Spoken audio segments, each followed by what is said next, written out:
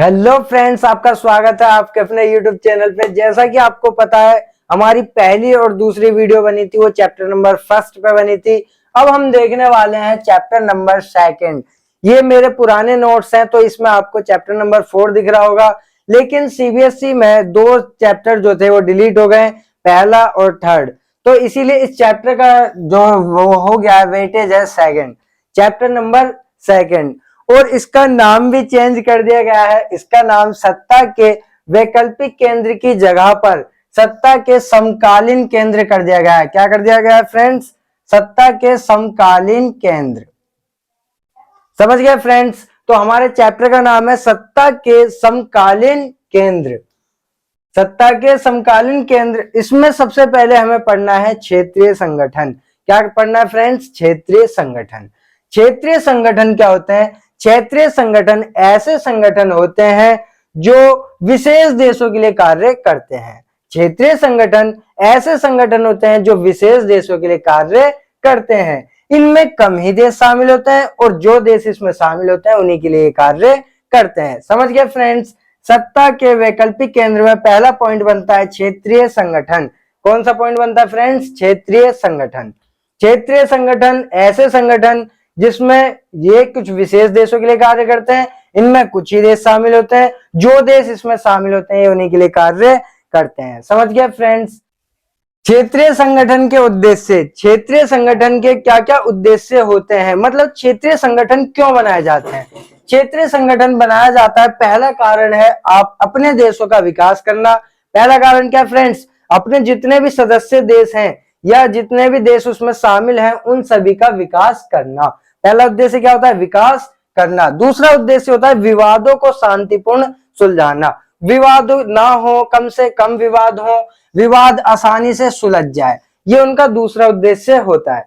क्षेत्रीय संगठन का पहला उद्देश्य अपने देशों का विकास करना, दूसरा उद्देश्य विवादों को शांतिपूर्ण सुलझाना, तीसरा उद्देश्य होता है विकास के लिए, सदस्य देशों का विकास के लिए आर्थिक नीति तय करना। सदस्य देशों के विकास के लिए आर्थिक नीति तय करना इनका तीसरा उद्देश्य होता है। कितने उद्देश्य फ्रेंड्स? 3 उद्देश्य पढ़ लिए। पहला विकास करना, दूसरा विवादों को शांतिपूर्ण सुलझाना और तीसरा आर्थिक नीति बनाना।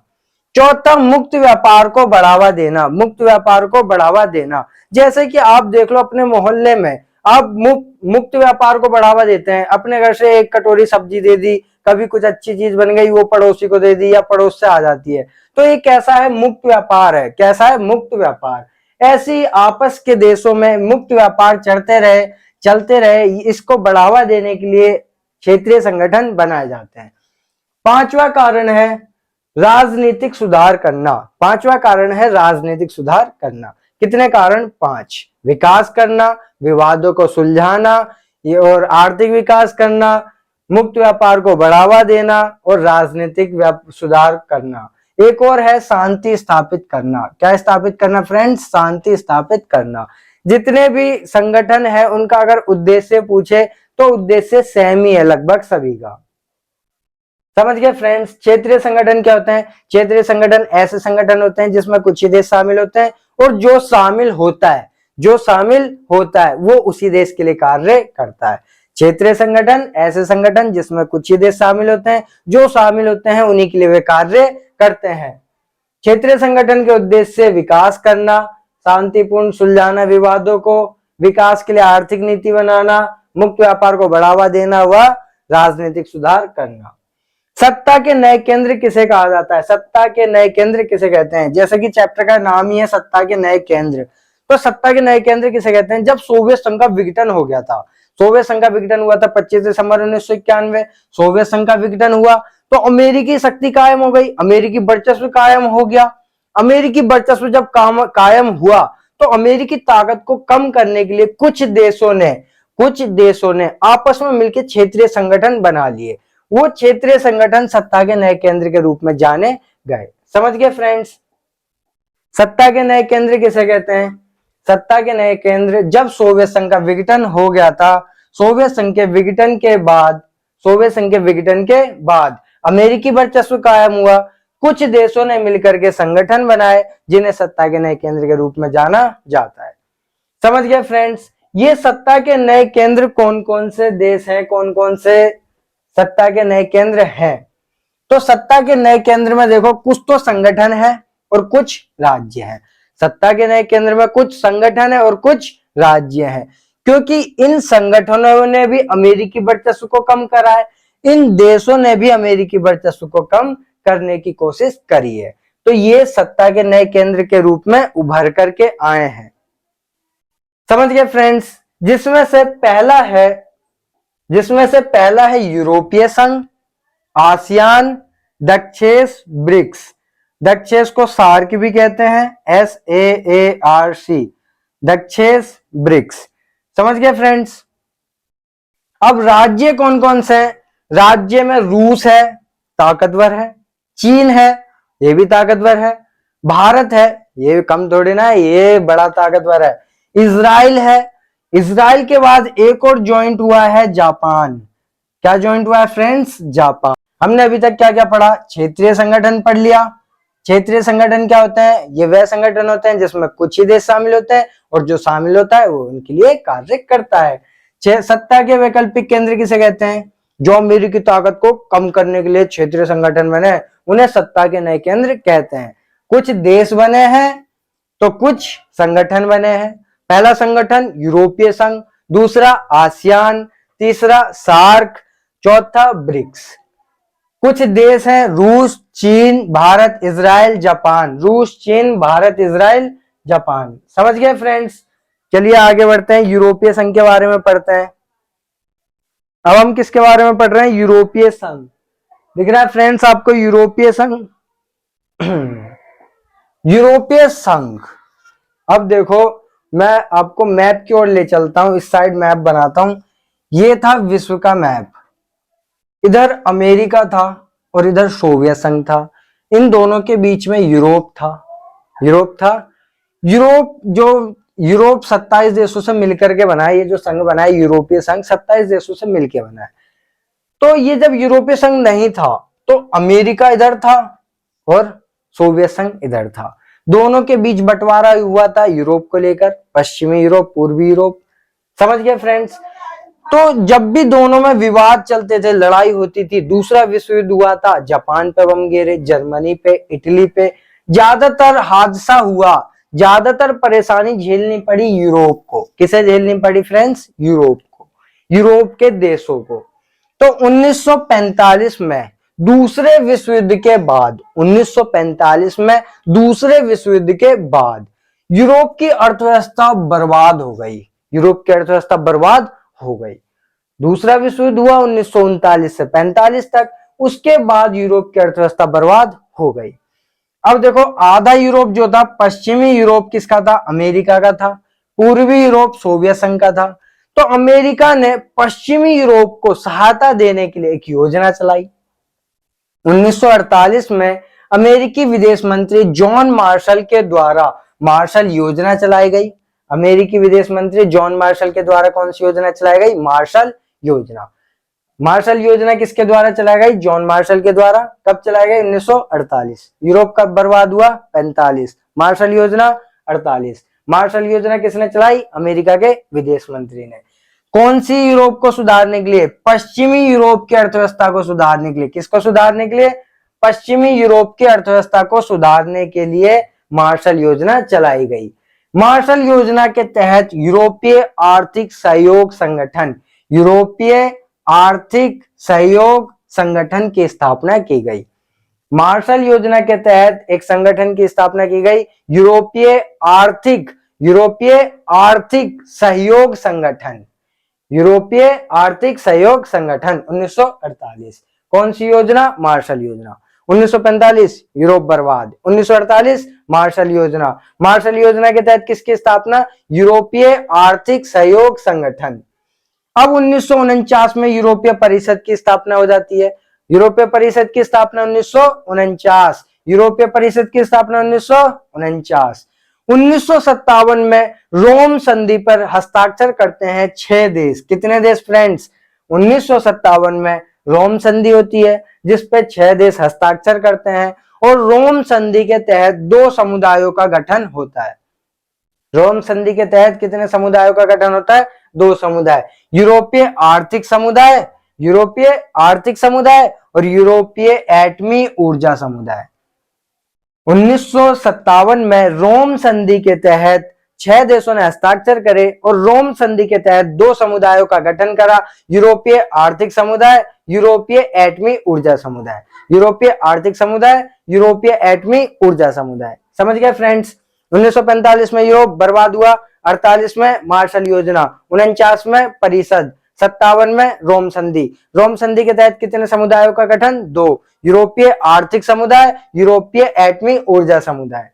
1979 में यूरोपीय पार्लियामेंट का गठन हो जाता है। अब यूरोप में भी संसद आ जाती है।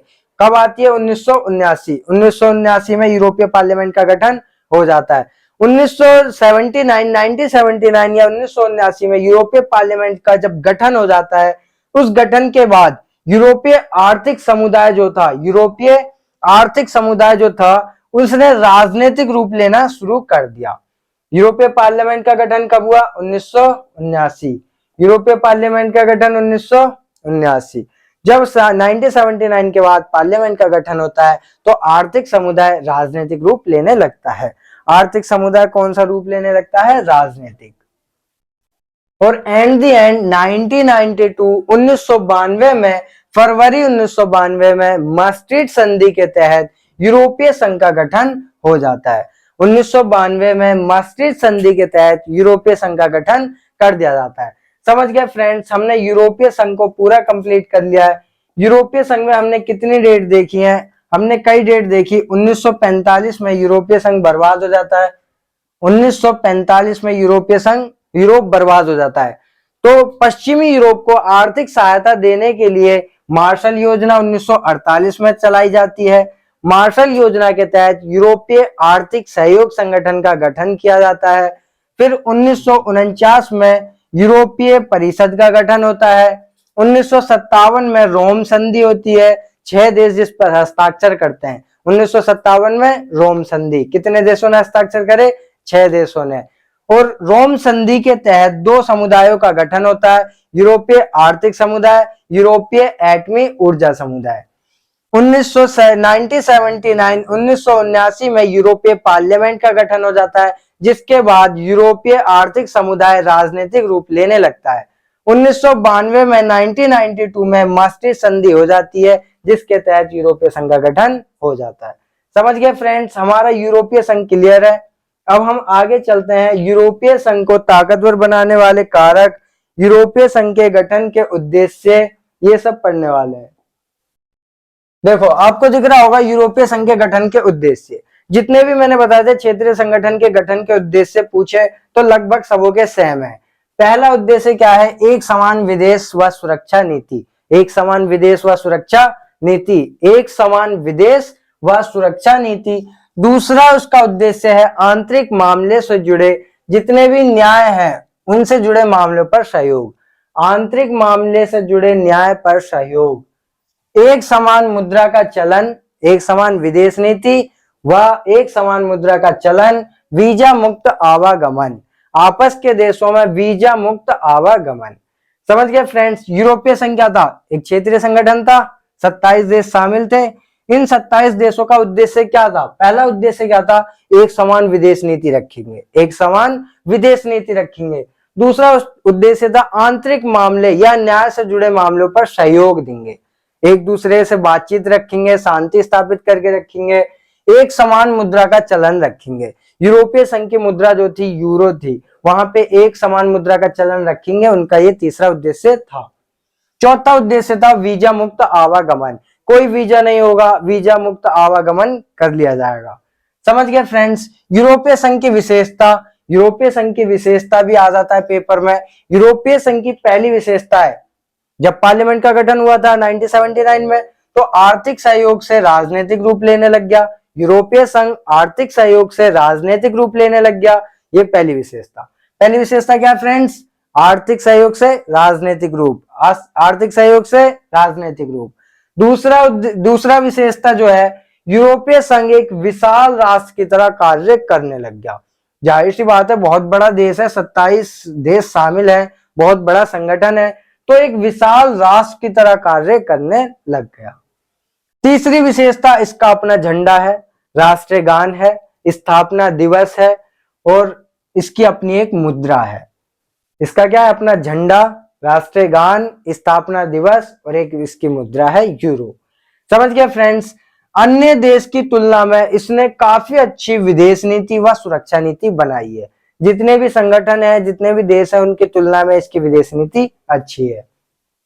इसके झंडे में 12 सोने के सितारे, जो कि वहां की एकता, मेल मिलाप व समग्रता का प्रतीक है। इसके झंडे में कितने सितारे? 12 सोने के सितारे। कितने सितारे?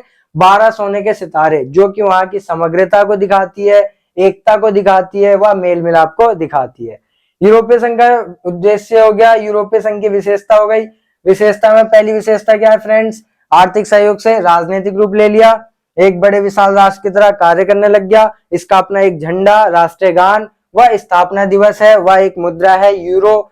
ये अन्य देश की तुलना में काफी अच्छी विदेश नीति है और इसके झंडे में 12 सोने के सितारे हैं, जो कि वहां की समग्रता, एकता व मेल मिलाप का प्रतीक है।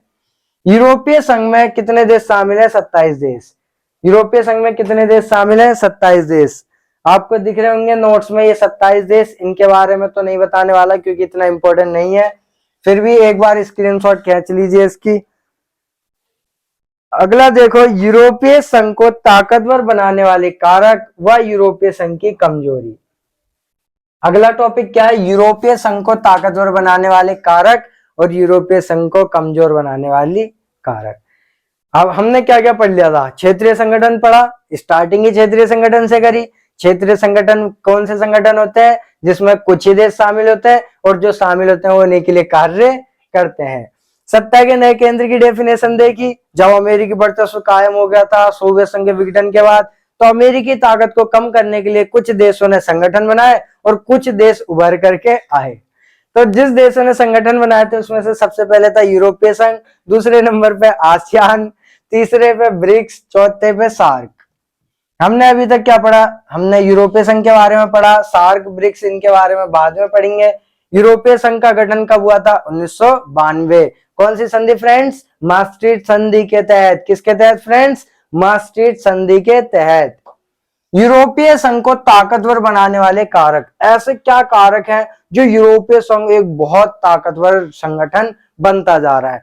तो 2005 में दुनिया की सबसे बड़ी अर्थव्यवस्था, 2005 में ये दुनिया की सबसे बड़ी अर्थव्यवस्था बनकर उभरी। इसका जीडीपी अमेरिका से 12,000 अरब डॉलर ज्यादा था।